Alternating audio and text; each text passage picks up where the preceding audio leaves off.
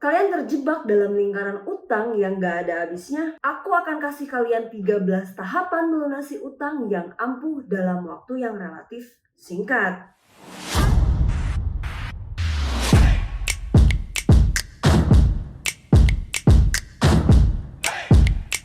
Hai Sobat Money, ketemu lagi sama aku Irma Friskandari. Di channel ini aku akan sharing segala sesuatu dari kacamata keuangan. Bisa gimana caranya mendapatkan penghasilan tambahan, cara kelola keuangan, investasi, atau apapun yang ada hubungannya sama uang. Akhir-akhir ini salah satu sisi negatif dari teknologi digital adalah adanya cara mudah dalam meminjam uang. Nggak perlu punya aset untuk kolateral, tapi semua orang bisa dengan mudah pinjam uang. Hanya bermodalkan smartphone dan data pribadi seperti KTP, foto selfie, dan juga kontak darurat. Ada yang bisa tebak apa yang kumaksud?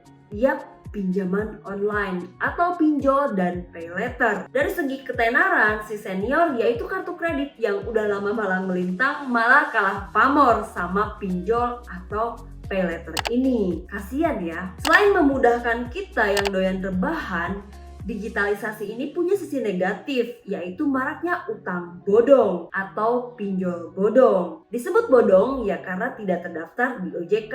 Pinjol-pinjol bodong ini bunganya nggak make sense dan sistem bunganya juga harian, tinggi banget. Belum lagi kalau telat bayar sehari aja bisa heboh satu RT karena semua kontak darurat dihubungi. Datanya jadi tersebar luaskan. Kenapa tahu? Bukan aku pelaku atau korban pinjolnya, tapi pernah jadi kontak darurat bodong. Pasti heran kan? Yap, orang yang tidak dikenal mencantumkan nomorku sebagai kontak daruratnya. Meresahkan banget emang. Belum lagi kalau baca di berita-berita, ngeri banget lah kalau ada yang bunuh diri, bikin story di WA pakai kain kafan biar nggak ditagih utang dan disangka mati. Dan masih banyak lagi kelakuan warga plus 62 yang bikin geleng-geleng kepala. Anyway, yang pinjem duit ini disebutnya korban atau pelaku ya? Kadang bingung juga ya. Coba kalian tulis di kolom komentar ya. Budaya ngutang ini ada bukan baru-baru ini aja sih, memang udah jadi budaya dari zaman dahulu. Mungkin kalau di kampung-kampung terkenal dengan namanya Bang Emok. Budaya ngutang juga tidak dialami oleh orang miskin aja, tapi juga oleh orang kaya. Cuma bedanya nanti kita bahas di video selanjutnya ya.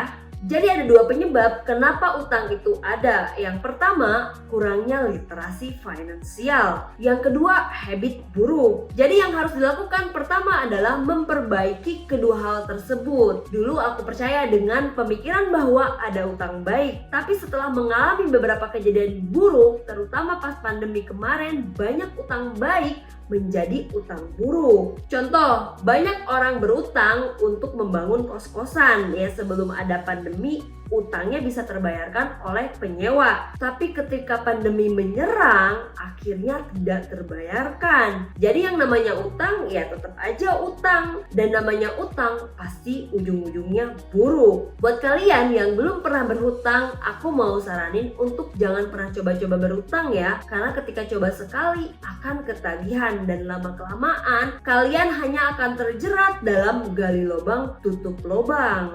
Apapun kondisi kalian, jika memang betul sangat terdesak, coba cari dulu pinjaman yang tanpa bunga. Dan jangan lupa untuk balikin ya. Jangan pas waktunya tiba jadi pura-pura lupa, ngilang, atau lebih galak. Kalau nggak dapet utangan tanpa bunga, mau apapun tujuannya, seterdesak apapun jangan ngutang. Mau buat biaya ke RS lah, kendaraan rusak lah, apalagi ngutang untuk beli iPhone 14. Untuk hal-hal tersebut kita harus punya yang namanya dana darurat dan juga asuransi. Disinilah pentingnya literasi keuangan. Makanya tonton video-video aku sebelumnya ya.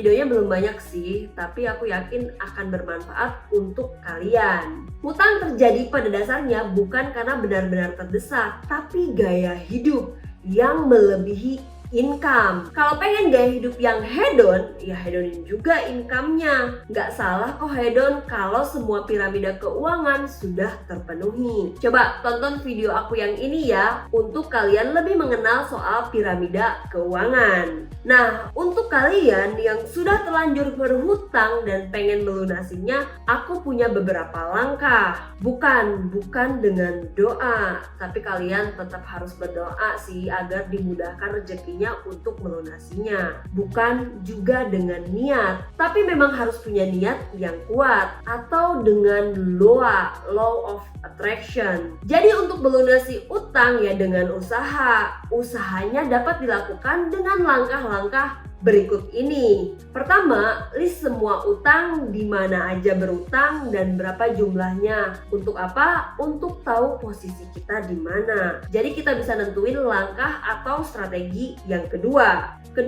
Cari tahu kebocoran finansial kita. Biasanya setelah melakukan list nomor 1, kita baru sadar kalau ternyata utang kita lebih banyak daripada yang kita pikirkan. Penting banget untuk tahu, walaupun kebanyakan orang nggak mau tahu berapa utang sebenarnya dengan alasan takut stres dan depresi. Tapi ini adalah step yang nggak bisa di skip, karena gimana mau cari solusinya kalau misalnya nggak tahu nominal sebenarnya. Intinya nggak perlu menghindar dan terus membohongi diri sendiri, akui aja. Karena dengan kita mengakui dan mau memperbaikinya, itu adalah langkah awal agar kita bisa terbuka akan solusi. Yang ketiga adalah breakdown dari utang dengan bunga terbesar ke terkecil. Kemudian, mana yang bisa dibayar minimum, mana yang harus dilunasi segera. Yang keempat, list semua pengeluaran. Dimulai dari biaya hidup, makan, listrik, bensin sekolah, kemudian pengeluaran tersier. Yang kalau dihilangkan atau ditunda juga nggak bikin kita kenapa-kenapa. Nah, untuk pengeluaran ini kita hilangkan dulu karena kita harus mulai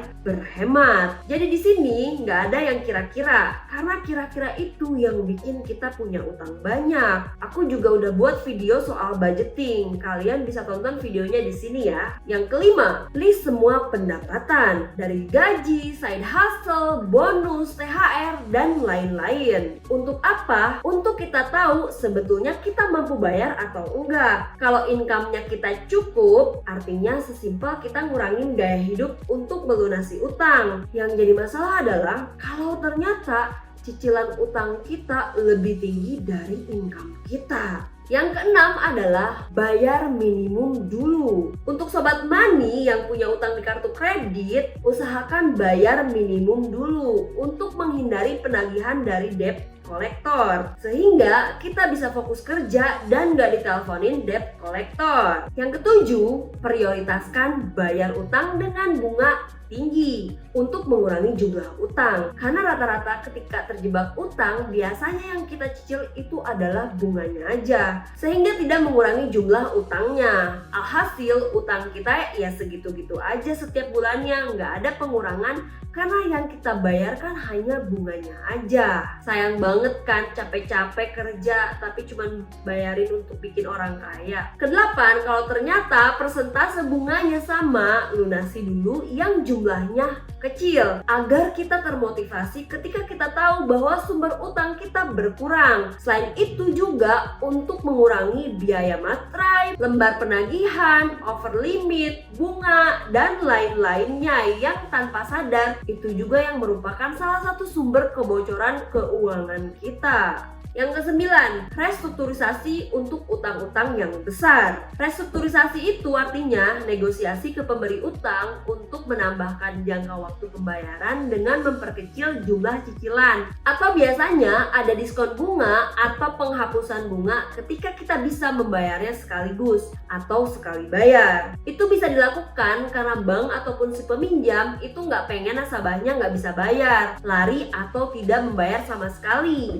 Jadi ketika sudah terjepit, telepon pemberi pinjaman dan lakukan negosiasi untuk restrukturisasi.